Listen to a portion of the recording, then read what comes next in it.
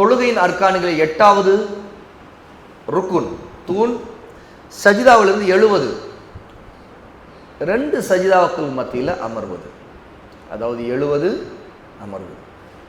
ஆயிஷா ரலியல்லாஹு அன்ஹா அறிவிக்கிறாங்க, கான இதா ரஃபஅ ரஅஸஹு மினஸ் சுஜூதி லம் யஸ்ஜுத் ஹத்தா யஸ்தவிய காயிதன்.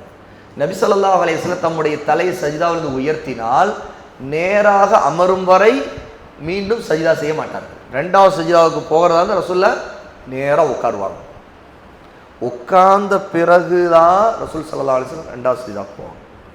அப்போது இது 8வது தூண். அதாவது தொழுகையில் ஒருவர் சஜிதாவில் முதல் சஜிதாவிலிருந்து எழுந்த பிறகு உட்காரணும், நேராக உட்காரணும். உட்கார்ந்த பிறகு 2வது சஜிதாவுக்கு போகணும். ஆயிஷா ரலியல்லாஹு அன்ஹா அறிவிக்கூடிய இந்த செய்தி அபூதாவுதுல 783வது செய்தியாக இடம்பெறுது. ஆகவே உலமாக்கல்ல பலர் சஜிதாவில் ஒருத்தர் இப்படி எழுமாறு எழுந்து சட்டுன்னு இன்னொரு சஜிதா போகிறது, அது தொழுகை பாத்தில் ஆகிரும்னு சொல்கிறாங்க. ஏன்னா இது ஒரு ருக்குன். ஆகவே ஒரு சஜிதா முடிச்சுட்டு எழுந்தீங்கன்னா எழுந்து உட்காரணும், உட்கார்ந்துட்டு நேராக உட்காரணும், உட்கார்ந்துட்டு அப்புறம் 2வது சஜிதா போகணும்.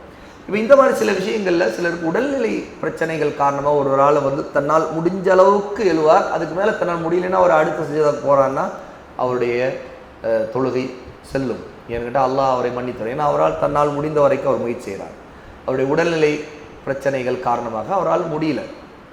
இந்த மாதிரி தான் ருக்குவில் இருந்து ஒருத்தர் முடிகிற அளவுக்கு எழுகிறார், பிறகு ருக்குவில் சஜிதாவுக்கு போகிறார் அப்படின்னாலும் அதான் உடல்நிலை சார்ந்த சில பிரச்சனைகள் இருந்தால் அது வேறு.